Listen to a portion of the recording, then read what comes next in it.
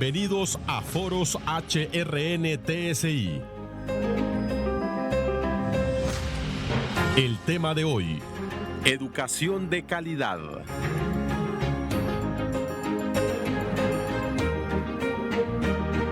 Bienvenidos, qué gusto estar de nueva cuenta con ustedes en Foros HRN-TSI. Gracias por acompañarnos hoy con un tema de total importancia para nuestros países en la región centroamericana y más en Honduras, el país quizás con uno de los rezagos más marcados en cuanto a educación de calidad se refiere. Educación de calidad. ¿Cuál debe ser el plan de acción de nuestras naciones, de nuestras autoridades para garantizar la preparación de los estudiantes, para que podamos romper esos círculos de mediocridad, de inequidad, de ignorancia y sobre todo de pobreza a través de la educación de calidad? Gracias por acompañarnos. La bienvenida este día para Evangelina Barquero. Gracias, Juan Carlos. Carlos. Un gusto saludarla, Evangelina. Es un gusto para mí, un honor compartirse nuevamente con usted y estar pues a esta hora con el foro de HRN-TSI. Y saludamos, ¿le parece, ya a nuestros invitados de este día? La doctora Daisy Coello, consultora para la ejecución de proyectos en apoyo al desarrollo del Sistema Nacional Educativo. El licenciado Francisco Celada, secretario de Organización y Estadística del Sindicato de Maestros de Educación Pública de El Salvador. La doctora Dilia Colindres Molina, doctora en Mediación Pedagógica y catedrática de la Universidad Nacional de Costa Rica. Y le damos la bienvenida también al licenciado Edwin Moya, subdirector del Proyecto de Mejoramiento de la Educación Básica de USAID. Muchísimas gracias por acompañarnos. Con este panel de lujo y con su fiel audiencia, vamos de inmediato a desarrollar y abordar el tema.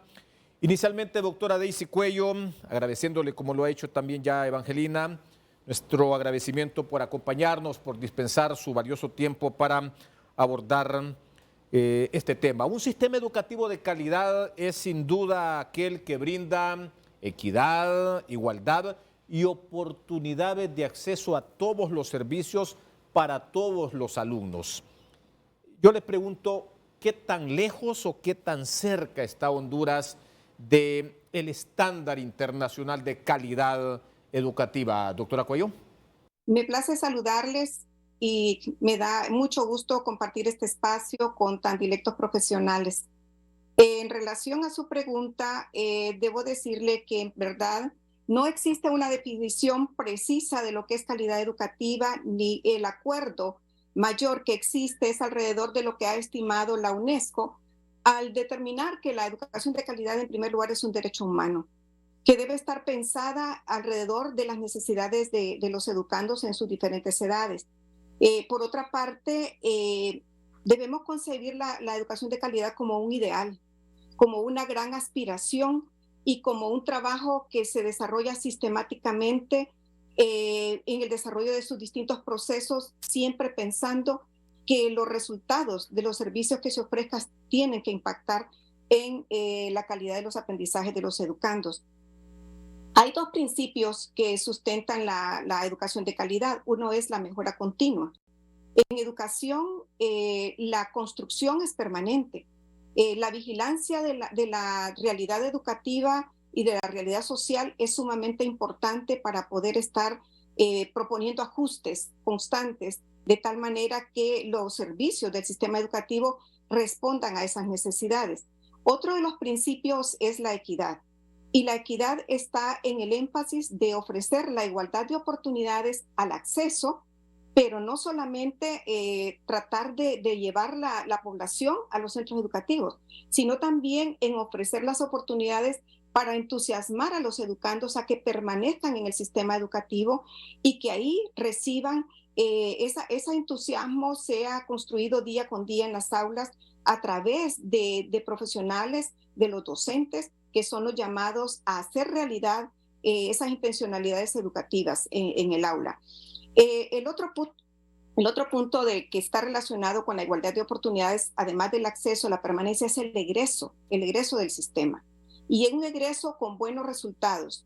con buenos logros de aprendizaje que no sean selectivos, sino que todos los educandos que son parte del sistema educativo puedan lograr éxito en los resultados. La ley fundamental nuestra ya define a la educación de calidad y la analiza a través de los resultados de aprendizaje que obtienen los educandos.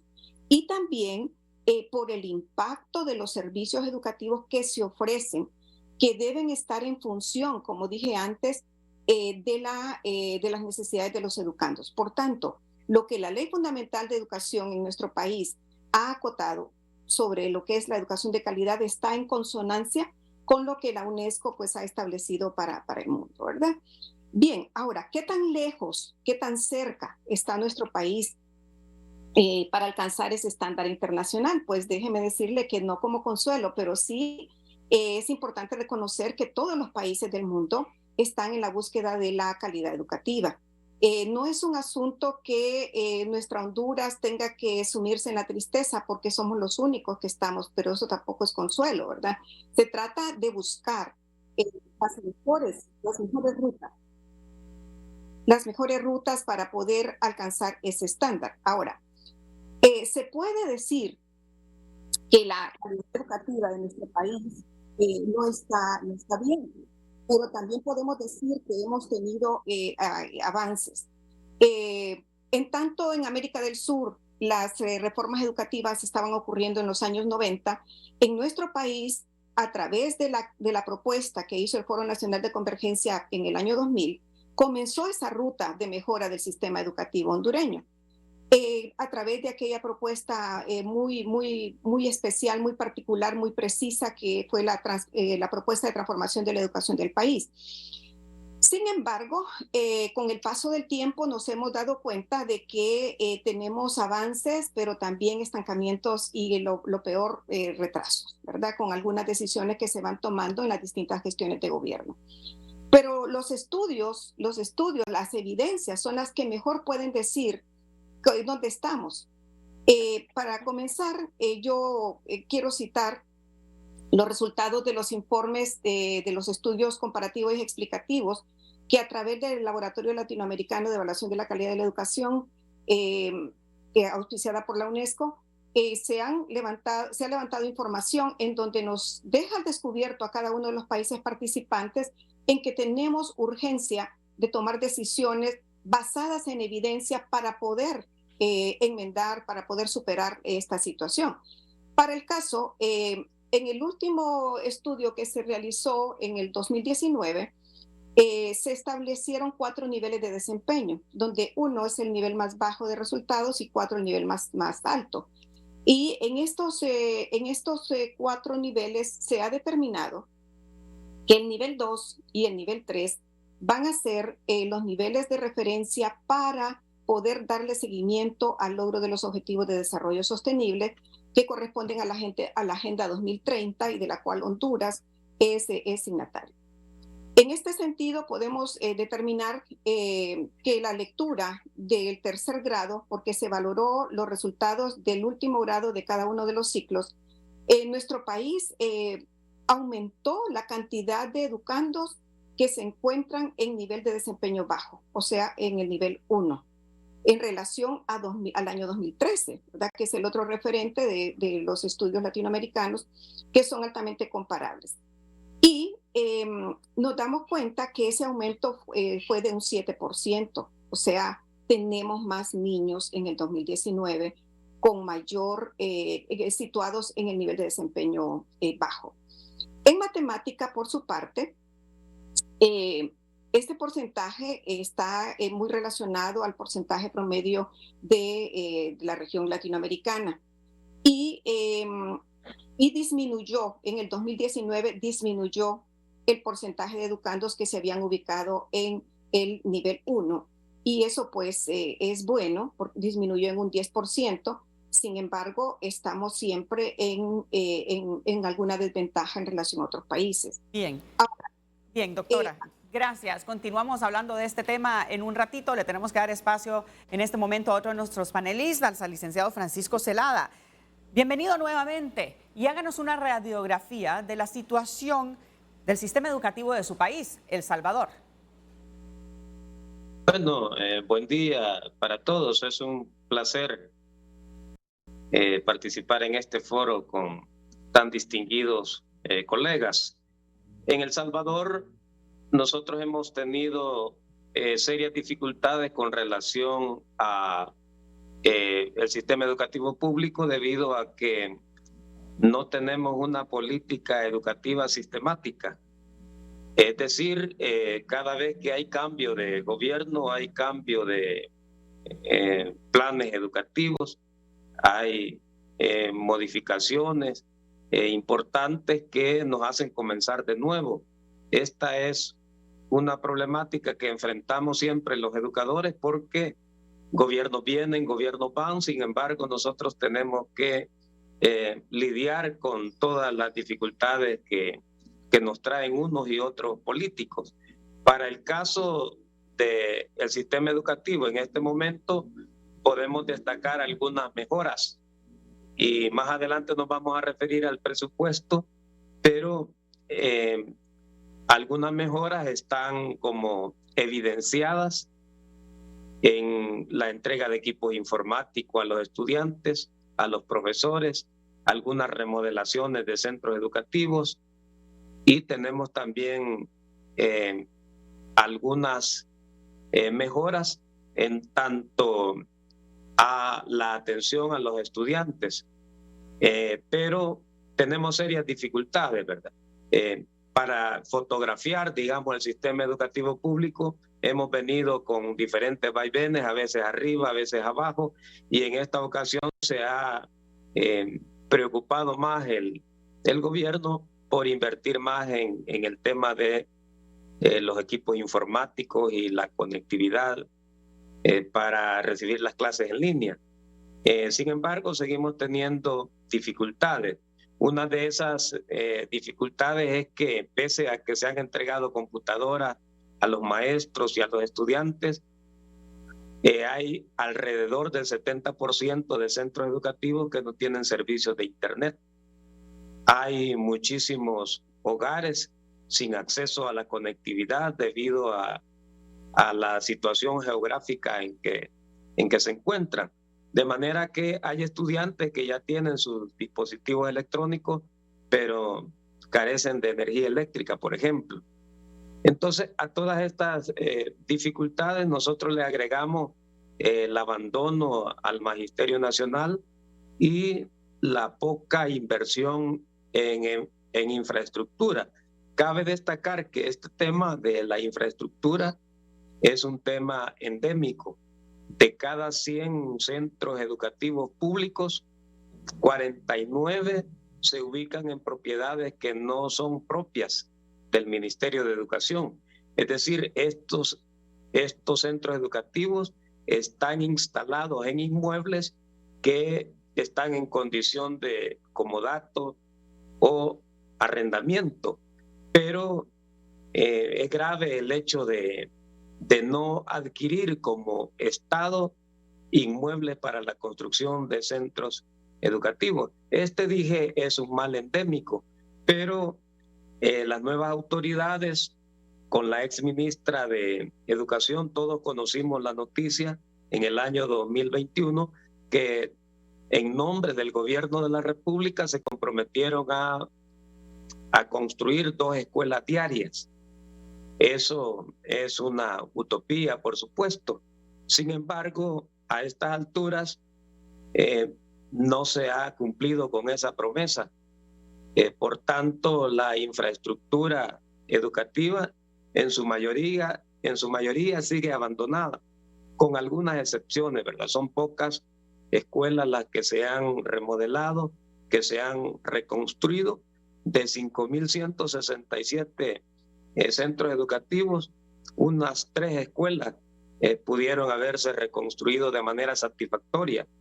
179 centros educativos se encuentran con cinta amarilla, lo que significa que no se pueden utilizar estas instalaciones. Significa que estos centros educativos deberían iniciar las clases a partir del 6 de febrero de modo virtual. Eso no cae en gracia a muchos padres de familia ni a muchos maestros, incluso estudiantes que se esfuerzan cada día por alcanzar la utopía de la calidad educativa. Bueno, vamos de inmediato con los aportes de nuestros panelistas, trazando la hoja de ruta para ver cómo está la región en calidad educativa. En América Latina y obviamente Centroamérica, Costa Rica es reconocida por su liderazgo en materia educativa. Es el primer país de la región en haber logrado la meta de la matrícula completa en la escuela primaria. Le pregunto este día, doctora Dilia Colindres, catedrática de la Universidad Nacional de Costa Rica, ¿qué es lo que ha hecho Costa Rica? ¿Qué es lo que hicieron ustedes para alcanzar estos indicadores y este liderazgo continental? Un saludo, colegas desde Costa Rica. Qué interesante lo que plantean los colegas que han conversado anteriormente, ¿verdad? Definitivamente que todos pasamos por baches. Si bien es cierto, Costa Rica es uno de los países que ha alcanzado ese liderazgo, porque considero que la educación es el motor principal para el desarrollo del país. Para alcanzar ese liderazgo se ha mejorado lo que es el acceso a la educación de calidad para toda la población. Se han hecho varios programas, digamos que uno de ellos es el de la red de cuido. La red de cuido ha iniciado desde hace poco, porque antes la educación, bueno, siempre se ha dicho, ¿verdad? Y la educación en Costa Rica es obligatoria desde el nivel preescolar. Y de acuerdo a las estadísticas, el preescolar, el 70% de los niños alcanza ese nivel, lo logra, está matriculado en el preescolar y logra salir desde el nivel preescolar. En el 2011 se obligó la educación básica también, entonces se trabaja mucho en ese ingreso de los estudiantes a las escuelas. ¿Cuál es la zona que se ve un poquito más afectada? Las zonas rurales. Sin embargo, hay una gran alianza entre las entidades que trabajan en educación. ¿A qué me refiero con esto? Ministerio de Educación, las universidades públicas, las universidades privadas, el Consejo Nacional de Rectores. Trabajamos de una manera multi e interdisciplinaria. Eso nos ha ayudado muchísimo a mejorar la calidad en educación. Además, se da un fondo especial para trabajarlo en educación y se vela porque se use adecuadamente y efectivamente ese fondo. A Costa Rica le ha tomado la mayor importancia en lo que es la primera infancia para alcanzar las metas educativas. Desde ahí iniciamos el proceso. Creo que todo tiene que ir gradual, ¿verdad? Desde esa concientización para los niños, y luego por eso se incluyó la red de cuidado, donde se trabaja con los padres de familia. La red de cuidado empieza con los niños desde los 0 hasta los 4 o 5 años antes de entrar al preescolar. Y eso ha venido a ayudar muchísimo en ese aspecto. Costa Rica se ha apoyado en establecer los estándares para los docentes, ¿verdad? Para lograr esa mayor calidad. Y se ha trabajado mucho en capacitaciones, actualizaciones de aquellos maestros que lo necesitan. Y no solo con los que lo necesitan, sino que se han hecho muchas reformas educativas. Lo que pasa es que hemos visto que se hacen reformas y sin embargo se les da a los docentes, este es el nuevo currículum, esta es la nueva contenidos que se van a trabajar, pero ¿y qué pasa con la capacitación de ellos? No se trata solo de poner un parche a ese currículum, sino que se trabaja a la par de ellos. Y se creó dentro del Ministerio de Educación un departamento que capacita a los docentes para las nuevas reformas que se hagan y que se están trabajando. Otra cosa que nos ha ayudado muchísimo también son las evaluaciones, autoevaluaciones y coevaluaciones, que ya se ha venido haciendo como una cultura en este sentido, porque yo creo que eso no es algo que estamos acostumbrados a hacerlo. No nos gusta que nos evalúen. Cuando ya hablamos de evaluación, ¿verdad? Ya pensamos en un número y pensamos qué va a pasar con esto. si saco una mala nota, ¿qué va a pasar conmigo? Entonces se ha creado esa cultura de evaluación, primero a lo nivel interno y ahora estamos en los procesos externos, donde hay varias organizaciones como SINAES que evalúa a las instituciones. A nivel universitario y a nivel de secundaria también existe el servicio civil que evalúa a los docentes. Por otra parte, a los profesores de las áreas fuertes como matemáticas e inglés se les está evaluando para poder darles una plaza para poder trabajar. Se está trabajando, ya se inició como prueba con esas dos disciplinas. Ha habido un choque, ¿verdad? Ha habido situaciones que no se han aceptado tan viable, pero ahí vamos en ese proceso. Por otra parte, también se involucra en la formación de formadores. La universidad, no solo la Universidad Nacional, la UCR también, la UNED, el TEC como universidades públicas, capacitan y brinden formación a los docentes que están en el campo, ¿verdad? Actualmente, y sobre todo en la formación de formadores. Nosotros que trabajamos desde la universidad nos preocupamos por involucrarlos desde que están estudiando en la universidad a que vayan a la realidad de campo. Como decía el compañero de El Salvador, sí, la infraestructura también, nos hemos visto en situaciones difíciles, pero estamos trabajando en eso. Se han modificado, la parte de tecnología se les ha dado mucha ayuda también a los estudiantes. Y como hemos vivido todos, un apagón educativo con este COVID nos ha afectado. Gracias, doctora. Ahora, licenciado Edwin Moya, desde su punto de vista, desde USAID como organismo internacional, ¿cuáles serían los principales retos de la educación en nuestro país, en Honduras? Gracias, licenciado Barquero, colegas presentadores. Yo quisiera hablar desde el lado de toda la cooperación, porque creo que habimos varios cooperantes abordando diferentes problemáticas y para esto necesariamente debo acudir a dos fuentes que tienen que ver con qué nos dicen los estudios académicos sobre la problemática que estamos viviendo. Un primer estudio al que debo de acudir es el informe de progreso educativo que fue presentado el año 2022 y en ese informe allí hay grandes menciones sobre esos desafíos que estamos abordando. El tema de calidad de aprendizaje es uno de aquellos indicadores convencionales que estamos midiendo y realmente en la evaluación que hace el informe de progreso mostramos o deficiencia o una situación insatisfactoria en los indicadores de calidad, de acceso, de gobernanza, del tema del papel docente, también en la infraestructura. Es decir, y cuando los vemos uno a uno, lo que nos damos cuenta es que no estamos avanzando en materia educativa. Y en respuesta a eso, la cooperación ha estado haciendo diferentes contribuciones.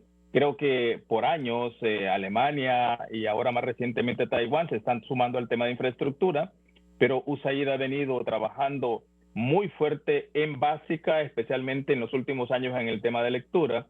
Y para los iniciativas que están comenzando recién, están abordándose temas muy fuertes que tienen que ver con acceso y retención. Porque si pudiera ver los datos, creo que en pantalla lo podemos compartir, los problemas graves de acceso, que parecía un problema resuelto o en buen camino de resolverse hasta cuando completamos el ciclo de Meta-Cefa, eso no es una realidad ahora. Entonces, con USAID ahora también se está abordando el tema de acceso, de retención, de trayectorias indicadas, porque los problemas son graves. Es decir, citar algún dato, mientras habíamos avanzado a coberturas de lo que se llama tasas netas en básica o de primero a noveno grado, a esta altura, mientras teníamos 84, a esta altura para el 2021, caímos nosotros a 77. Es decir, el tema de acceso en Honduras es un problema grave ya. El tema, lo que algunos llaman la esperanza en que la educación es el camino para prosperar, para salir de la pobreza, la población está dejando de tener confianza porque los colegas que estudiaron, que hicieron el informe de progreso, dicen que el tema de la mayor estafa que tenemos en este ambiente es el tema de la educación, porque aunque estamos haciendo llegar a mucha de la niñez y la juventud, no está teniendo en este espacio las competencias ni está encontrando el camino para poder resolver su situación. El otro estudio al que necesariamente debo aludir son los estudios nacionales que ha estado haciendo el Laboratorio Latinoamericano de Investigación a pedido de la Alianza Mundial de Educación. Allí hay un montón de desafíos que tienen que ver con el papel del docente en términos de competencias iniciales, en términos de competencias vigentes, actuales, en términos de bienestar también docente, que creo que vale la pena estudiar esto. Hay que buscar la evidencia que nos está diciendo, y la cooperación, guiándose por eso, está haciendo inversiones entonces en estos temas. Pero debo remarcar, en términos de objetivo de acción, el tema de acceso y de calidad, o para algunos la denominación más genérica, calidad, que incluye el acceso, que incluye la edad indicada en cada grado, que incluye las trayectorias, incluye hasta lograr un mínimo, por lo menos a partir de lo que nos dice la ley, hasta el 9º grado, debería de ser es una de las grandes preocupaciones. Y el tema de calidad de aprendizajes es que tenemos un estancamiento. Desde el 2014 para acá, no nos volvimos a mover de manera significativa en términos de lo que los estudiantes saben hacer, es decir, en términos de competencias. Tenemos un rezago enorme. Creo que ahí tenemos un gran desafío. Pero para lograr eso, creo que hay acciones varias que tienen que ver con gobernanza, es decir, una acción pertinente del sistema educativo que no solo tiene que ver con la Secretaría de Educación, sino también tiene que ver con otros actores que están llamados a contribuir, llámese madres, padres, sociedad civil, ONG, pero hay recursos didácticos, competencias, infraestructura, que yo infraestructura lo pondría en 3ª o 4ª posición en términos de prioridades. Gracias por ahora. Interesante contexto el que nos abre el licenciado Moya de USAID. Las políticas públicas, sin duda, son las que mueven las ruedas del desarrollo, lo que los planificadores llaman la visión de país. Pero le pregunto, doctora Cuello, ¿qué rol, qué papel o qué incidencia juegan o tienen los contextos sociales, los contextos económicos, culturales y hasta políticos? ¿De qué forma estos contextos permean esas políticas públicas que son las que deberían orientar la hoja de ruta del desarrollo hacia las metas de alcanzar una educación con calidad? La calidad educativa está muy ligada al contexto. Realmente el sistema educativo nuestro y lo que ocurre en los centros educativos revela una cantidad de aspectos que no favorecen ese ideal, esa utopía, como bien se ha manejado. Y no podemos decir que el contexto afecta si no es que estudiamos esa situación. Entonces, hablar desde lo yo creo, yo pienso o nosotros nos imaginamos no es asunto de este tiempo. Tenemos que hablar con base a evidencia. Entonces, las evidencias de los estudios están revelando que en el contexto encontramos desigualdades económicas en la población escolar. Estamos encontrando el trabajo infantil en el cual es sometido nuestros niños y nuestros jóvenes. Por otra parte, la ruralidad está afectando también la calidad de los aprendizajes en nuestros educandos por las condiciones en las que operan los centros educativos y por también descansar demasiado, y yo diría hasta el abuso, de que son los directivos y los docentes los que tienen que dar funcionalidad a los centros educativos con sus propios recursos. Por otra parte, la desigualdad de género. Las desigualdades que afectan a nuestros pueblos originarios, la cantidad de días de asistencia a los centros educativos, la violencia que afecta a la niñez y a la juventud y los cambios políticos. no los podemos desconocer. Como cultura organizacional podemos observar que los cambios políticos muchas veces vienen con las mejores intenciones, pero el tocar los niveles de autoridad local impacta muchísimo en la continuidad de los procesos. Entonces, este es un aspecto casi cultural en nuestro medio, porque las nuevas gestiones deslegitiman lo que se hizo anteriormente. ¿Y esto qué provoca? Retraso y, en el peor de los casos, el estancamiento. Entonces, es necesario trabajar con esta realidad, tratar de superar estos aspectos que, de acuerdo a los informes, se han encontrado como factores de contexto que están incidiendo en la calidad educativa. Gracias, doctora Cuello. Ya hemos escuchado sobre los retos que se enfrentan en el sistema educativo y los cambios que han dificultado poder llenar de entero los procesos. Ahora, pensando en estos cambios y en los retos, don Francisco Celada, ¿hay un plan de educación distinto al año anterior para este 2023?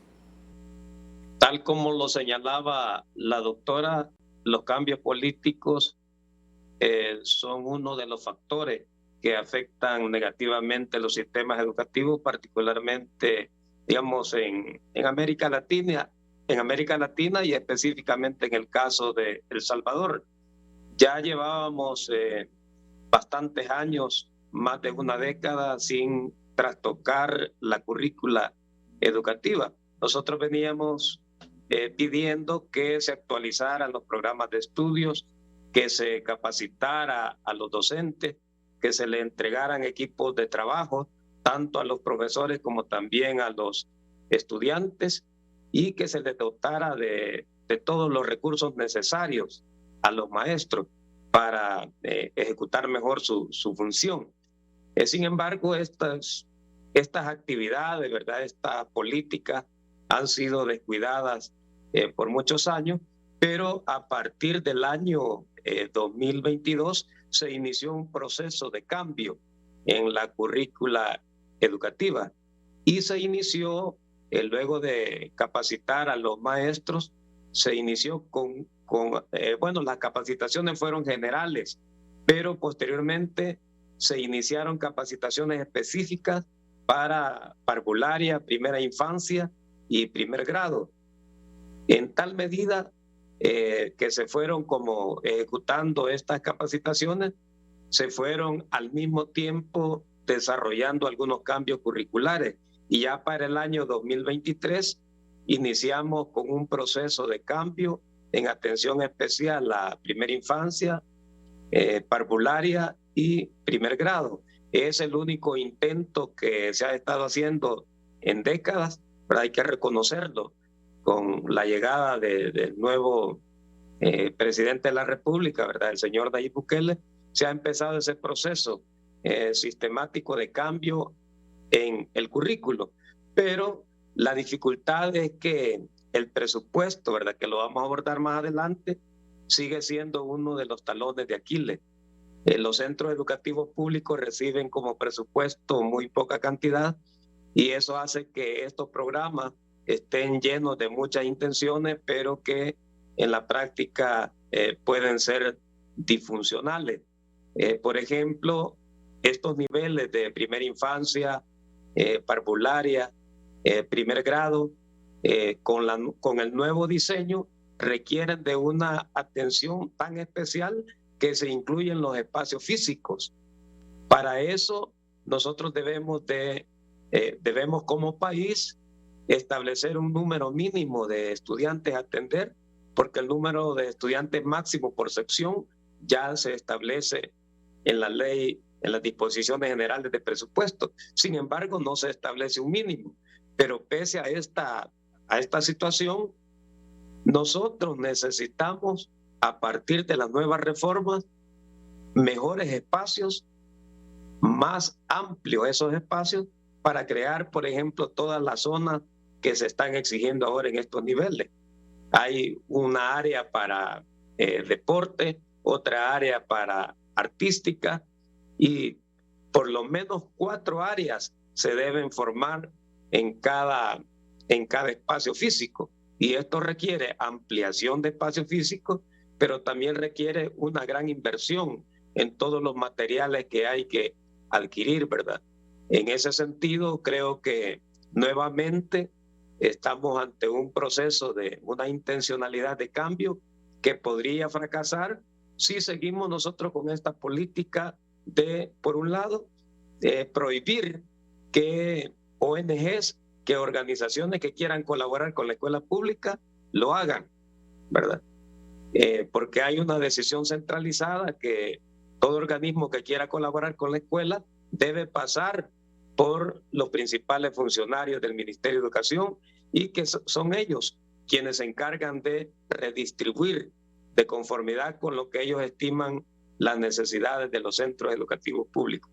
En ese sentido, yo creo que sí hay un buen intento de cambio, pero requiere primero de la participación de todos los profesores, porque aquí también hay que decirlo, lo que ocurre en este país es que está en proceso una reforma a la ley de la carrera docente, que es una ley especial, y que también en esa misma ley se establece que cualquier asunto de interés para los maestros deben ser consultados a través de las organizaciones magisteriales legalmente constituidas.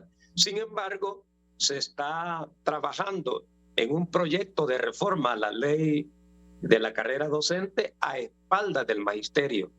Entonces, cuando esas cosas nacen de esa forma, lo más probable es que estas intenciones tengan patas cortas, sí, ¿verdad? Pero estamos caminando, ¿verdad? Sí. ¿Qué es lo que pasa y qué es lo que ha pasado aquí también en Honduras?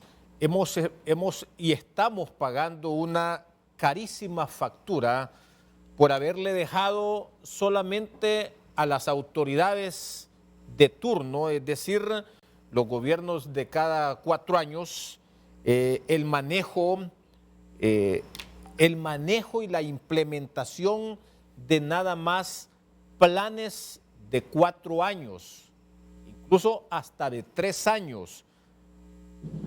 Y esto es lo que hoy está pasando también en El Salvador, como bien lo destacaba el licenciado Celada. Es decir, y ustedes han coincidido en que necesitamos los países de la región involucrar a la mayor cantidad posible de actores, no solamente en el rol de formar a los alumnos, sino del diseño, de la implementación de las prácticas y políticas públicas. ¿Qué papel, a propósito, doctora Dilia Colindres, juega la multiparticipación a partir de la experiencia costarricense? ¿Qué papel, qué incidencia ha tenido la multiparticipación en el mejoramiento de los indicadores educativos de Costa Rica? Realmente eso es fundamental. Ese trabajo interdisciplinario, instituciones, es indispensable para poder alcanzar el éxito. Yo voy a referirme a una experiencia aquí en Costa Rica que es un proyecto que lo coordina CONARE, es una evaluación que se hace de la educación cada año. El CONARE es el Consejo Nacional de Rectores de la Universidad, donde están todos los sectores, está formado por ellos, y se hace una investigación de todo el proceso educativo de cada año, ¿verdad? Es muy importante contarles que este trabajo, cada año, de acuerdo a las necesidades que se van presentando, se tocan los temas a investigar. Entonces, en el 2020 se tomaron en cuenta estos temas: el seguimiento de los indicadores de desempeño de educación preescolar, la adaptación del currículum y pedagógico para la enseñanza del español durante la pandemia, las brechas de acceso, logros y resultados de la educación secundaria, las repercusiones de la huelga que tuvimos en el 2018 de los maestros, que fue una de las más largas que ha habido en el país, y la pandemia, ¿verdad? Cómo ha desarrollado el currículo en el área de la matemática, el seguimiento de los indicadores de desempeño en educación universitaria, las respuestas de la educación superior costarricense ante esta pandemia, la brecha digital del país y otros temas más, ¿verdad? Entonces, estos son los temas que que trabajó CONARE durante el 2020. Como decía el compañero, esto no lo puede hacer solo CONARE como tal. Para esto se ocupa la preparación de investigadores, pero no solo de investigadores profesionales, sino que también se toman en cuenta los jóvenes que están finalizando sus carreras. Entonces se hace una red de investigadores donde se les da capacitación y guía a través de la metodología de investigación participativa. Se involucra esa red de investigadores y colaboradores de las escuelas públicas, escuelas privadas, los centros educativos, el departamento, de diferentes departamentos, programas de las que hay en las universidades, y se investiga sobre ese accionar que está haciendo. Este programa ha sido tan exitoso que ha recibido homenajes, digamos, y reconocimiento a nivel nacional e internacional, porque no se queda simplemente ahí en el escritorio. Se publica y se publica en todas las entes, las autoridades que lo necesiten, ¿verdad? Tanto el Ministerio de Educación Pública está involucrado. No se trabaja únicamente con los nacionales, ¿no? Que vienen expertos también para que vengan a evaluar, porque a veces necesitamos, bueno, siempre necesitamos una mirada de afuera, no solo nuestra. Entonces participan también las redes como la Red Latinoamericana para la Excelencia Docente, que está desarrollada bajo el auspicio del Diálogo Internacional de la Dinámica de ProLeer, promovida por la Asociación Amigos de Aprendizaje, la ADA, y la Universidad de Harvard. Entonces tenemos esa integración de todos, nos ha permitido crecer. Esa unión es lo que ha logrado que Costa Rica, ¿verdad?, pueda tener esa implementación de esas prácticas y políticas públicas. ¿Ha sido difícil? Sí. Nos hemos encontrado bloqueos también.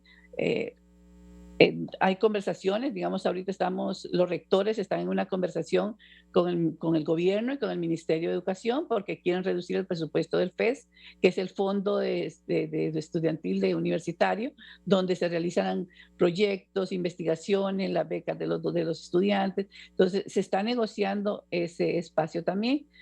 Es parte de lo que hemos realizado. También es importante ver que ese acceso a la educación se integra desde el preescolar y se trata de valorar y de revisar qué ha pasado con esas deserciones, qué está pasando, por qué los jóvenes se nos van que donde tenemos la brecha más grande es en diversificado de 15 a 18 años. Ahí es donde tenemos un espacio que los jóvenes se nos van.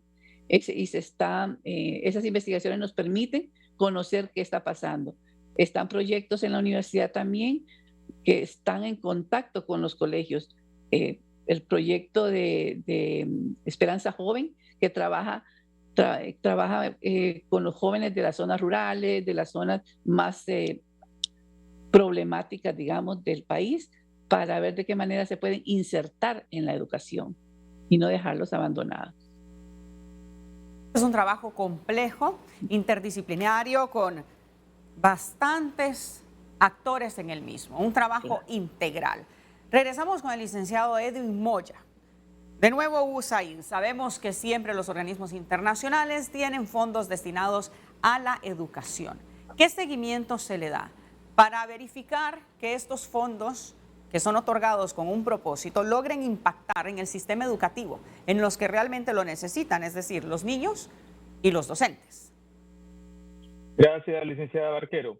Bueno, lo primero que hay que despejar y aclarar es que la cooperación solo viene o intenta contribuir, que no puede ser sustituto de la acción que tiene que hacer el Estado. Y a propósito, creo que es merecido señalar lo que ha estado pasando en los últimos años. Es decir, tuvimos o tenemos en vigencia un plan estratégico del sector educación que comprometió recursos, que fue aprobado el 18, formalizado el 19, elaborado con mucho esfuerzo, y solo fueron excelentes análisis y buenos planteamientos, pero en ejecución no pasó nada. Y mientras tanto, la cooperación siguió aportando en el marco de eso, pero reiterando, no será suficiente el esfuerzo de la cooperación. Ahora recién, solo para citar un hecho, se ha lanzado la Alianza por la Educación. Esa alianza ya compromete recursos de donación del gobierno de Estados Unidos, pero también Taiwán y el de la empresa privada para atender por lo menos el tema de infraestructura. Pero desde el lado de cooperantes como USAID, hay ahora una previsión muy fuerte para hacer una gran inversión en un proyecto que ayude a hacer la transformación. Pero reiterando, mencionaba en mi participación anterior, si no tenemos una gobernanza indicada, vamos a tener el problema. Y para explicar, por lo menos en nuestro entender, si no tenemos planes, los recursos asignados, la dirección asignada, el compromiso de los administradores, pero también de los docentes para llevar a feliz término esto, realmente vamos a seguir teniendo excelentes documentos, pero pocas acciones que están respondiendo a las necesidades. Y dentro de eso, creo que es merecido acotar la apreciación que hacía la doctora Cuello, que en Honduras tenemos particularmente mayor problema de logro cuando no tenemos los mismos beneficios o las mismas oportunidades y posibilidades para todos los grupos de población. Entonces, tradicionalmente tenemos niñez y juventud en el medio rural que está teniendo no solo más problemas de acceso, sino también más problemas de aprendizaje. Tenemos población indígena, tenemos grupos de edad específicos incluso, y allí, un poco para ilustración, esto es lo que nos dice el informe de progreso educativo del 2022. El tema de cobertura, estamos graves. Si aprecian, entre 5 y 17 años, basándose en dos datos, en lo que tenemos de matrícula y en lo que nos dice el Instituto de Estadística, tenemos 700,000 menores entre 5 y 17 años que están fuera. Y si ampliamos el rango de edad de 3 a 17, ya suma casi 1.400.000 niños los que tenemos fuera del sistema. Miren, si no estamos graves, que hacemos llegar a 10 estudiantes al primer grado, pero solo 5 llegan al 9º grado 8 años después. El resto o se desertó o está repitiendo y acumulando sobre edad. En calidad de aprendizaje quisiera tener otro capítulo específico para referirme al tema, pero calidad de aprendizaje, la última evaluación en la que participamos a nivel latinoamericano es que nosotros tenemos 2 años, nuestra niñez para el año 18 tenía 2 años de rezago de aprendizaje con respecto a la niñez de Costa Rica y 3 con respecto a la de Chile. Es decir, sin medir las consecuencias ahora de COVID, que COVID no hemos medido bien, pero se estima que tenemos al menos 2 años más de rezago en términos de aprendizaje. Entonces, creo que allí tenemos que insistir y poner los puntos sobre las sillas. No se vale estar haciendo de todo. Tenemos esperanza ahora que se está haciendo el plan de transformación o de refundación, como se está llamando, que esperamos no sea otro plan más, que sea un plan que le ayude a dar la dirección indicada al sistema.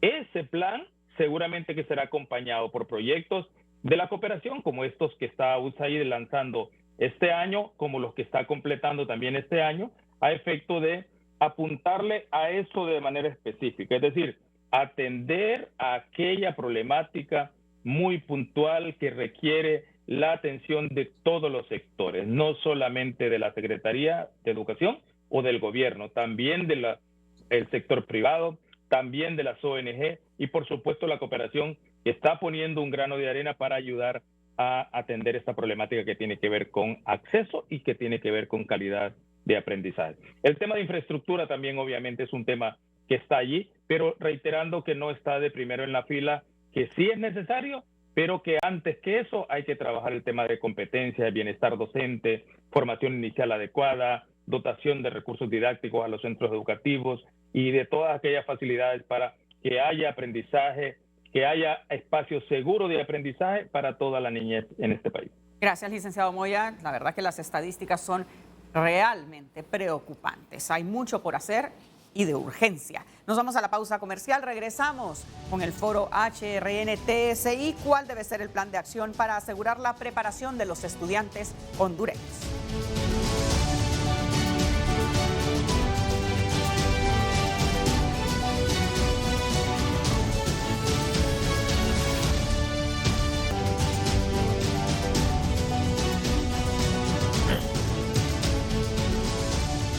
Seguimos en Foros HRN TSI. Doctora Daisy Cuello, siendo que la calidad educativa es un concepto complejo, multidimensional, etéreo, pero no estático, ¿qué tendrá que hacer el Estado de Honduras? ¿Qué tendremos que hacer hacia adelante para recuperar el tiempo perdido? ¿Ponernos al nivel del o los países de la región que nos han superado, como en el caso de Costa Rica? ¿Qué tendrá que pasar en nuestra nación, en nuestro país, para no alcanzar ese estándar que seguramente nunca lo vamos a alcanzar, ¿verdad? Porque esa es la meta que también se trazan todas las sociedades y todos los países del mundo. Pero, ¿qué tendremos que hacer como Estado para retomar la hoja de ruta hacia una educación de calidad, doctora Cuello? Muy bien, quiero retomar algunos aspectos que ha tocado el ingeniero Moya en relación a que es tanto los desafíos que tiene el sistema educativo nacional que tenemos que establecer prioridades. Tenemos que ajustar la planificación educativa, tenemos que retomar algunos aspectos y por eso la insistencia de que es necesario hacer un mapa de evidencias, un estudio de lo que existe, porque no es plausible pretender iniciar de cero. El país no se puede dar el lujo de reinventarse en cada gestión de gobierno, porque en realidad estamos siendo desconsiderados con los recursos del país. También estamos siendo desconsiderados con los recursos que pueblos y gobiernos extranjeros traen a nuestra Honduras. Y hay procesos en marcha que deben, antes de desestimarse, deben evaluarse. Y de esta manera, pues considero importante que ese mapa de evidencias pueda servir para determinar qué es lo que tenemos, qué es lo que puede ser mejorado y qué es lo que tenemos que rediseñar o rehacer. Para el caso, en cuanto al tiempo perdido, en realidad es una preocupación que el mundo entero tiene en este sentido. Los aprendizajes pueden recuperarse si hay una estrategia de mejora de los rendimientos de nuestros educandos. Debe establecerse planes remediales. No podemos asumir que el niño trascendió de segundo grado a tercer año en el 2023, asumiendo de que trae todas las competencias básicas para poder enfrentarse a los conocimientos del nuevo grado. Eso tiene que ser analizado, tiene que ser estudiado y tenemos que darle las herramientas a los docentes a través de la formación permanente para que ellos puedan saber cómo hacerlo. Porque es fácil decirlo, hágase un plan remedial, pero no decimos cómo hacerlo. Por otra parte, la Secretaría de Educación en nuestro país tiene una cantidad de herramientas de gestión que deben ser revisadas, ajustadas si se quiere, pero no se puede obviar de que existen. Para el caso está la estrategia de regreso a clases post-pandemia. Es posible que del momento que se elaboró a la fecha haya que hacer ajustes. Se invirtieron recursos para ello, entonces necesitamos no desperdiciar esos recursos y hacer los ajustes que sean necesarios. Por otra parte, existe una estrategia para mejorar el acceso, los trayectos de los que hablaba el ingeniero Moya, los trayectos que están relacionados con el acceso, la permanencia y el egreso de los educandos con éxito, ¿verdad? Esa es la esperanza, y con amplia participación comunitaria. Tenemos una estructura de gestión comunitaria, el caso de los COMDE, que son realmente espacios a los que puede acceder la comunidad educativa y poder apoyar, ¿verdad? Que nuestros niños vayan a los centros educativos, tengan entusiasmo por volver, mantenerse hasta egresar. Por otra parte, hay materiales educativos generados con fondos nacionales y con fondos externos que son realmente herramientas fundamentales que están haciendo falta, pero lo que pasa es que no hay recursos económicos para una reproducción masiva. Y en ese sentido, la Secretaría de Educación, que utiliza el 96% del presupuesto para el pago de docentes, apenas un 4% para poder satisfacer estos otros servicios. Entonces creo yo que la Secretaría de Educación, las gestiones de gobierno tienen que alinear su gestión en un plan estratégico, darle vida a ese plan estratégico sectorial que en su diseño termina en el 2038, pero como ya se decía antes, no está siendo considerado. Por otra parte, el plan nacional, la visión de país también al 2038 finaliza, no está siendo considerada. Y el plan de nación, que ya culminó en el 2022, es una oportunidad que tenemos con base de evidencia de replantearlo.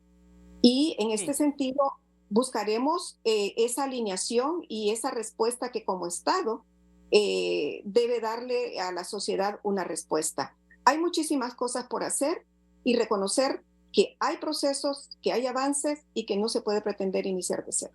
Bien, gracias, doctora. Sin duda son muchos los retos, los obstáculos. Una radiografía bastante clara nos han presentado nuestros participantes hasta el momento. Y regresamos con don Francisco Zelada. Licenciado, para usted, ¿cuáles son los principales obstáculos en materia de educación? Bueno, para nosotros el primero es el presupuesto, la gestión adecuada del presupuesto destinado a educación. El segundo elemento es el abandono al Magisterio Nacional que por año se ha venido manteniendo. Y un tercer problema es el tema de la infraestructura. En su orden, el tema del presupuesto para nosotros es muy grave, ¿verdad? El hecho de asignar pocos recursos para que lleguen específicamente al aula. Cuando abordemos este tema del presupuesto vamos a detallarlo, pero lo que estamos diciendo es que los recursos financieros, materiales necesarios no están llegando donde se necesitan y es al aula. En segundo lugar, el tema del abandono al magisterio. El profesorado por años ha sido abandonado, desatendido en sus condiciones básicas. Muchos maestros tienen que ir a lugares muy lejanos a trabajar y reciben como incentivo nomás $40 al mes para poderse desplazar en vehículos que para trasladarse de su casa al puesto de trabajo les cobran $40 en una sola vez y tienen que viajar por lo menos 20 veces al mes. Entonces, es una de las problemáticas que tenemos. Por otra parte, el tema salarial, ¿verdad? Bajos salarios para los educadores. Tenemos también la problemática de las pensiones que se suman a esto. El maestro desatendido, tiene que ver también con que hay muchos maestros enfermos, de 43,000 educadores, alrededor de 18,000 maestros tienen padecimientos crónicos, compañeros también envejecidos que se quieren retirar, pero no lo hacen porque la pensión es muy baja y con eso no pueden sobrevivir. Entonces, esta es una de las principales problemáticas, el abandono al Magisterio Nacional. Y un tercer elemento es el de la infraestructura. Para nosotros como educadores es importante la infraestructura porque tenemos centros educativos con filtraciones de aula, de agua por los techos, ¿verdad? Entonces, cuando el maestro está impartiendo sus clases, le está cayendo el agua, ¿verdad? Al igual que los alumnos. Ahora con el uso de computadoras en el aula y cayendo goteras, ¿verdad?, de los techos, es una situación difícil con la que tenemos que lidiar los maestros en este país. Y por eso es que como uno de los principales problemas, ¿verdad?, obstáculos que enfrentamos como sistema educativo es el tema de la infraestructura, porque también hay que decirlo, cuando yo señalaba que de cada 100 centros educativos, 49 están instalados en inmuebles, en terrenos que no son propiedad del Ministerio de Educación, eso significa que el Ministerio de Educación no tiene posibilidades de reparar esos centros educativos, no tiene posibilidad de intervenir esas infraestructuras porque no son propiedad del Ministerio de Educación. Sí. Por ahí con esos tres elementos. Muy bien. En Honduras, el último dato respecto al tema de la infraestructura daba cuenta de que de 12,000 centros educativos cuya infraestructura está en mal estado, para este 2023 se habrán reparado entre 900 y 1,000 centros educativos nada más. Doctora Dilia Colindres, el acceso a la educación incrementó en Costa Rica a un ritmo mayor que el de los otros países de la región. Pero le pregunto, ¿aumentó al mismo ritmo la calidad de los resultados? Bueno, paradójicamente hablando, digamos como un Alka-Seltzer cuando se pone en un vasito de agua, así fue lo que se refiere a ese ritmo de incrementación en cuanto a los resultados al acceso en educación en Costa Rica. Sin embargo, no fue igual los resultados, ha sido a paso lento. No lleva el mismo nivel. Claro que sí, los resultados se han mejorado, pero lo que ha sido difícil es mantenerse en esa mejora. Siempre no estamos en el mismo nivel. El acceso ingresa y luego lograrlo ahí ha costado bastante. Sin embargo, para eso nos hemos colaborado, digamos que desde las universidades, con los proyectos que se hacen. Voy a hablarles de la experiencia en la Universidad Nacional con 3 proyectos del área de educación que tenemos en 3 unidades. Hay 3 proyectos, uno es de alfabetización crítica, que ese de alfabetización crítica trabaja con los jóvenes en riesgo social, no solo a nivel urbano, sino también urbano marginal. Entonces, los compañeros se van a trabajar con los jóvenes, qué pasa con ellos, por qué es tanta violencia, qué es lo que está sucediendo ahí, y se les da un poco de acompañamiento para evitar y para acercarlos a la universidad.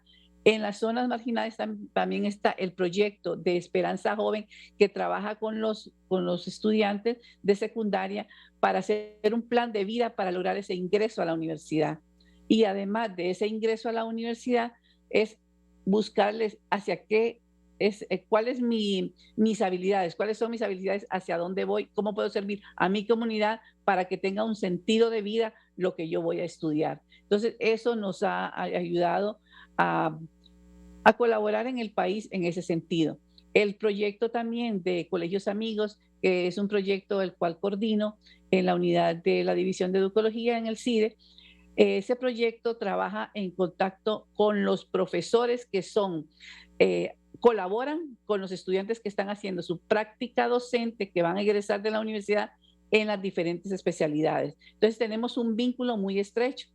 ¿Qué recibimos o qué les damos a cambio nosotros a ellos? Capacitaciones, actualizaciones, participación en foros, participación en congresos, porque nosotros no les podemos pagar como otras universidades, que sí les dan un pago a los profesores, que son profesores que colaboran con las prácticas docentes de los estudiantes que están egresados. Entonces, eso nos ha permitido como hacer ese equilibrio, devolver algo, ¿verdad? En ese sentido. Pero no ha sido fácil, compañeros. La verdad que estos proyectos uno tiene que trabajar hasta más del doble en ese sentido, pero es por esa vocación que hablan ustedes del ser docente, ¿verdad? Y de querer mejorar en el país. Igual otros organismos han colaborado mucho y esa relación estrecha con el Ministerio de Educación es fundamental. Bien, gracias. Ahora, licenciado Moya, pues hay muchísimos factores que inciden en la calidad educativa. Y si vemos aquí en Honduras, por ejemplo, con el impacto y el paso de los huracanes ETA y OTA en el norte del país, la infraestructura, que de por sí no era muy buena, quedó devastada. Esto no se ha podido superar. ¿Cómo impacta? ¿Cuál es el efecto que tiene en la educación? Bueno, licenciada Barquero, ya creo que antes de ETA y OTA, el Instituto Centroamericano de Estudios Fiscales nos había dicho que solo 34 de cada 100 centros educativos en las condiciones pedagógicas indicadas para la enseñanza. Es decir, ya estábamos en crisis. ETA y OTA nos viene a agravar más todavía. Y como lo ha expuesto el licenciado Barahona, el ritmo al que está o al que se puede realmente tener esas condiciones es escaso, es bajísimo. Es decir, El año 20 creo que había solo en la plan del gobierno atender 600 centros educativos, perdón, creo que fue el año 21, el año 22 algo como 700. Entonces, creo que es importante hacer un plan de dotación de esa infraestructura, de las condiciones, pero es un plan de largo plazo, porque no tenemos sin duda todos los recursos que se requieren para poder hacer esa inversión. Sin embargo, creo que para mejorar el tema de calidad de aprendizaje y todos los indicadores que hemos mencionado de acceso, hay en el corto plazo emprendimientos que están ocurriendo, pero que también deberían ser ampliados. Es decir, todo el tema que tiene que ver con el papel del docente es fundamental. Creo que siguen las evidencias mostrando de que el docente necesariamente es el eje esencial de cualquier transformación de la educación. Y para lograr eso es que no hay de otra que mejorar formación inicial, es decir, el papel de las universidades en la formación inicial del docente, pero también el hacer las complementaciones de formación, y yo agregaría de esas formaciones del docente en servicio, y a lo cual agregaría un concepto más o menos reciente en Honduras que tiene que ver con bienestar docente. No puede haber cambio en el sistema si actitud, competencias, medios de los cuales tiene el docente, más sus condiciones personales, porque hago una anécdota, un docente que en su momento alcalde en el sur del país nos dijo, mire, todo está muy bien, pero si la condición personal del docente, específicamente en el tema financiero, no se resuelve, no habrán condiciones para que estos docentes estén con cabeza, con mentalidad, con facilidades para poder hacer ese cambio. Entonces, digo que creo que hay que en el corto plazo invertir muy fuerte en el tema de competencias y bienestar docente. En el largo plazo, que no significa dejarlo para mañana, sino desde ahora invertir en las mejoras de la infraestructura. Pero todas las evidencias nos dicen que en términos de en qué debo de poner los recursos para poder hacer el cambio, seguramente que debería ser principalmente en el tema docente. Aparejado de procesos que tienen que ocurrir. Tiene que haber evaluación de aprendizaje y evaluación del desempeño docente. Debe de haber rendición de cuentas. Debe de haber transparencia. Si no, ese cambio no lo vamos a poder realizar. Bien, gracias. Las cartas están sobre la mesa. Lo que hace falta entonces es un plan de ejecución que se pueda mantener sostenido en el tiempo para no estar comenzando nuevamente cada tantos años y retroceder en un sistema educativo que ya estamos detrás de los países más desarrollados. Vamos a la pausa comercial, regresamos con más en el foro HRN-TSI.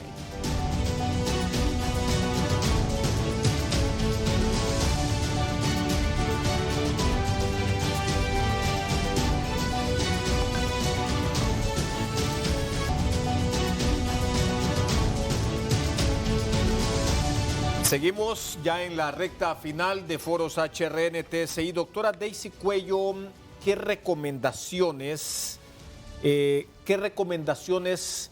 pudiera dejarnos a todos y sobre todo a las autoridades a partir de las condiciones que deberían estarse generando en el país para no solamente para aproximarnos o para retomar la hoja de ruta hacia ese estándar de calidad de educación, sino para encaminar el país y la educación nacional a esos estándares que nos permitan, que le permitan a todos y todas gozar de ese derecho que es a una educación participativa, inclusiva, y bueno, la gran aspiración que seguiremos teniendo, una educación de calidad, doctora Daisy Cuello. Bien, es una pregunta bastante importante que justo la planificación de la calidad educativa implica la participación activa de los actores clave. El espacio el rol que le asigna la Ley Fundamental de Educación al Consejo Nacional de Educación es sumamente importante que se dinamice, porque es ahí donde se generan las políticas públicas, donde se debe establecer el presupuesto y deben ser trabajadas con base a evidencias. De esa manera alcanzará pertinencia, alcanzará relevancia todo lo que se decida en materia educativa. Otro de los puntos que he destacado anteriormente es el hecho de alinear la planificación, de conjuntar los esfuerzos que tiene el Estado con los esfuerzos que nos provee la cooperación externa y también, en este caso, las organizaciones de orden civil. Hay que retomar la visión de país. Tiene un vencimiento al 2038. ¿Por qué no tomarla? ¿Por qué no revisarla y ajustarla a los cambios que hemos tenido de la fecha en que se elaboró al momento en que estamos? El plan estratégico del sector educación hay que retomarlo. Hay que alinear ese plan estratégico institucional que la Secretaría de Educación tiene como su plan de gobierno a esas necesidades, a esas evidencias. Yo diría que hay que atender los compromisos que se han asumido en las agendas internacionales, como el tema de los ODS, la Agenda 2030. También me creo firmemente en la formación de los docentes. Hay que reactivar el Sistema Nacional de Formación Inicial y Permanente. Si se pretende revisar el diseño curricular actual de los distintos niveles, entonces tenemos que planificar a la par su desarrollo y la formación de los docentes para una implementación exitosa.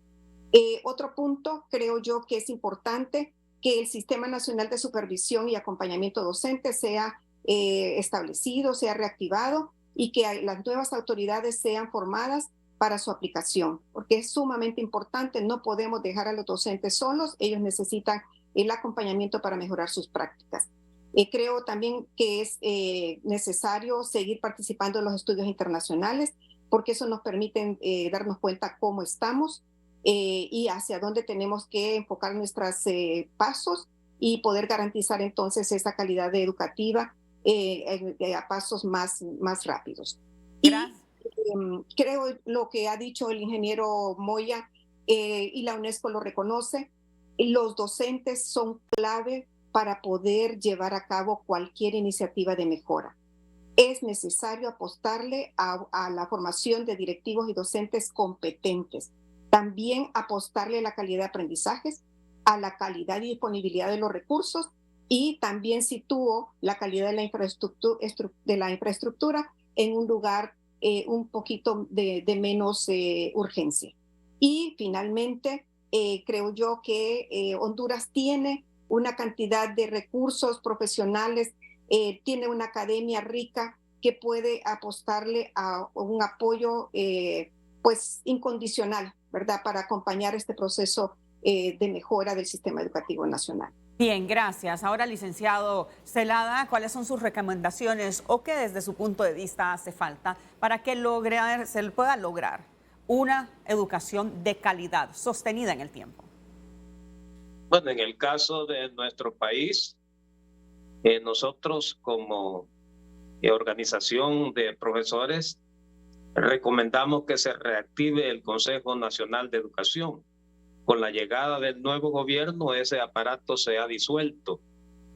En ese sentido, creo que es importante porque ahí es donde discutíamos los problemas del sistema educativo público, con representantes de la USAID, de UNICEF, de la UNESCO, del gobierno, de los profesores, de la empresa privada, de líderes religiosos. Es ahí donde discutíamos todo eso y creamos el plan El Salvador Educado, que por ahora duerme el sueño de los justos. Entonces creo que es necesario que retomemos esos trabajos y que también vayamos a retomar los objetivos del milenio y los compromisos de Dakar, porque mientras nos comprometamos, pero llevemos una agenda diferente a nuestros compromisos, los resultados en calidad educativa no los vamos a ver. Doctora Dilia Colindres, ¿qué recomendaciones también en base a las prácticas y políticas públicas que adoptó Costa Rica nos podrían ayudar a nosotros a superar la saga educativa que tenemos? Bueno, primero que todo, creo que como lo hemos venido conversando, hay que trazar una ruta de acción de acuerdo a los diferentes contextos. Honduras es un país muy grande y con mucha pobreza también, entonces llegar a los lugares me imagino que es más difícil que aquí en Costa Rica, pero es importante tener esa ruta de acción. Hacer trabajos integrados, que no sean fracturados ni competitivos. No es señalar de quién es la culpa del rezago, si es de primaria, de secundaria, sino que hacerlo todo junto o la misma universidad, ¿verdad? Mejorar un acceso a la atención para los niños pequeños, apoyar a los padres de familia para crear un ambiente enriquecedor en el hogar, porque esto le va a permitir a que el niño esté en la institución. Establecer un claro liderazgo institucional para el sector educativo. Garantizar que ese financiamiento sea el óptimo y equitativo para las necesidades del país, revisar los programas de educación docente como oportunidades de capacitación en el servicio y sobre todo en el área de las tecnologías, que es necesario no dejar abandonada esa área, establecer un claro liderazgo institucional para el sector, garantizar que el financiamiento que sea equitativo, como lo dije anteriormente, fortalecer la capacitación inicial y reclutamiento de docentes. La acreditación es necesaria, evaluar, autoevaluar, coevaluar es necesario para poder ir avanzando. Valorar realmente ese seguimiento de los planes curriculares vigentes, como decía la compañera de Cuello. Y una vez que se hayan establecido esas capacidades de la cultura de evaluación, todo va a ser más fácil. Tengo la esperanza que Honduras puede salir adelante, o sea, hay cosas hechas. Lo que hay que hacer es sistematizarlas, organizarlas y darles camino. Todas las ideas que he escuchado aquí de mis colegas, hay mucha ayuda de organismos internacionales, pero es importante, estos momentos de interacción nos ayudan a crecer. Y no solo a ustedes, a nosotros también. Tenemos que nosotros reevaluar qué está pasando en nosotros también. Entonces, hay mucho que hacer, no desanimarse. Las reformas de los exámenes de bachillerato aquí se han realizado también. Eso es importante, tener medidores para los estudiantes que van egresando y para los mismos docentes. La clave es la docencia y integrar a las universidades en estos procesos para que sean un apoyo y no una competitividad, como lo dije antes.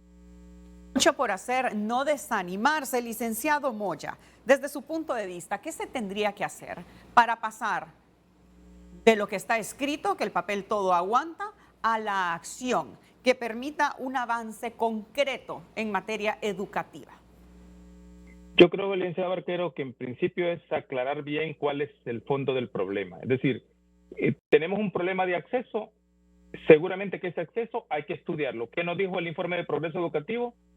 50.4% de la niñez de 6 a 17 años dice que la razón económica es su primera motivación para no estudiar. Si esa es la variable, otra variable tiene que ver con migración, otra variable tiene que ver con seguridad. Creo que cada una de esas variables requiere una intervención específica y no solo en planes nacionales, sino hablo de acción concreta dentro de los centros educativos. Pero también, si cuando hablamos de calidad de aprendizaje, aquí el foro lo ha estado diciendo, tiene que ver necesariamente con el papel que hace el docente. Si es con el docente, creo que el llamado a formación inicial, a perfeccionar metodológicamente en dominio técnico-científico está hecho, pero también a planes pertinentes de formación del docente del servicio. Ya hace años venimos diciendo, la cascada no soluciona, busquemos la mejor estrategia. Creo que desde la cooperación hay la posibilidad de acopiar con evidencia, experiencias que pueden servir para tener planes efectivos de desarrollo de competencias docentes. Y no dejaré de mencionar, todo en la otra cara del tema es la condición del docente en términos de motivación, de su condición socioeconómica, de las condiciones pedagógicas para las cuales debería estar en condiciones de hacer el mejor aprendizaje y de provocar el impacto en la población. Y debo de decir también, desde la otra variable que está afectando el tema, es que hay población en situación de desventaja que requiere una atención diferenciada. No podemos seguirlos tratando igual. Un niño, niña que viene de un hogar en condiciones económicas mejores, tiene altísimas más probabilidades de cumplir con éxito y su ciclo educativo. Y no solo de cumplirlo, sino también de tener mejor aprendizaje. El licenciado Celada ha hablado del financiamiento. Yo diría sí, porque lo tenemos que recuperar, pero es un financiamiento que... ¿Cuál debe ser el plan de acción para asegurar la formación de nuestros niños y jóvenes? Esta es la pregunta que nos hemos planteado en Foros HRN-TSI. En principio de cuentas, hay que entender que la educación de calidad es un derecho humano, por tanto, es indispensable garantizar el principio de la equidad. Es obligatorio entusiasmar a los educandos a permanecer en las aulas de clase. ¿Qué tan lejos y qué tan cerca está Honduras de alcanzar los estándares educativos? Se trata de buscar las mejores rutas para alcanzar los estándares requeridos. En el caso de nuestro país, se puede decir que tenemos avances, estancamientos y retrasos. Un estudio de 2019 revela que tenemos más niños situados en el nivel de desempeño bajo. La calidad, el acceso, la gobernanza, el papel de los docentes y la infraestructura son indicadores que muestran deficiencias en Honduras. En términos de competencias, Honduras tiene un rezago enorme. Se había avanzado en la cobertura hasta llegar a un 84%, pero cayó a un poco más de 70% en Honduras. A esto se agrega que la población está dejando de tener confianza en el sistema educativo. El acceso y la calidad educativa deben ser la prioridad en la agenda gubernamental. Los niños y jóvenes de las áreas rurales presentan problemas de aprendizaje y menos oportunidades de desarrollo. Los datos estadísticos revelan que en Honduras unos 900,000 niños y jóvenes están fuera del sistema. En promedio, el rezago de los alumnos de 2 años en comparación con otros países de la región. El Salvador no es ajeno a la problemática educativa. Todavía no se ha fortalecido una política sistemática. Si bien el gobierno de aquel país ha fortalecido el acceso a la enseñanza virtual, se ha puesto en manos de los alumnos dispositivos electrónicos en zonas donde no hay conectividad y donde la mayoría de los centros muestra un deterioro en su infraestructura. En Costa Rica se ha impulsado un trabajo fuerte para ampliar el acceso en los niveles preescolar y básico, en sintonía con la gran premisa de que la educación es el motor del desarrollo de un país. La autoevaluación y las acciones multidisciplinarias son componentes hacia los que van dirigidos los principales esfuerzos en Costa Rica, donde igualmente se ha notado que en los años recientes mayores problemas para retener a los alumnos, sobre todo de los jóvenes. La desigualdad de género, la violencia y los cambios políticos están influyendo negativamente en la educación de nuestros países, han concluido nuestros participantes. La educación es primordialmente una acción del Estado. Si no hay gobernanza, los problemas serán más agudos. Seguiremos teniendo excelentes documentos si no emprendemos acciones para mejorar la calidad de la educación en nuestros países. En el caso de Honduras, el país con más retraso, los planes de transformación educativa deben ser concretados con la inclusión de todos los actores del proceso, no quedarse en el papel. De ello depende que nuestros países, en especial Honduras, salgan de la ignorancia, inequidad y del círculo de la pobreza. Agradecemos la valiosa participación de nuestros invitados, la doctora Daisy Coello, consultora para la ejecución de proyectos en apoyo al desarrollo del Sistema Nacional Educativo, el licenciado Francisco Celada, secretario de Organización y Estadística del Sindicato de Maestros de Educación Pública de El Salvador, la doctora Dilia Colindres Molina, doctora en Mediación Pedagógica y catedrática de la Universidad Nacional de Costa Rica, y el licenciado Edwin Moya, subdirector del Proyecto de Mejoramiento de la Educación Básica de USAID. Y gracias a todos y todas los que nos han acompañado en este foro trascendental, importante. Ojalá que hayan tomado nota las autoridades de nuestro país para que podamos enrumbar este sistema nuestro a estándares que nos permitan alguna vez alcanzar niveles óptimos o aceptables. Los jóvenes, los niños y el pueblo hondureño se lo merecen. Gracias por acompañarnos. Foros HRN-TSI.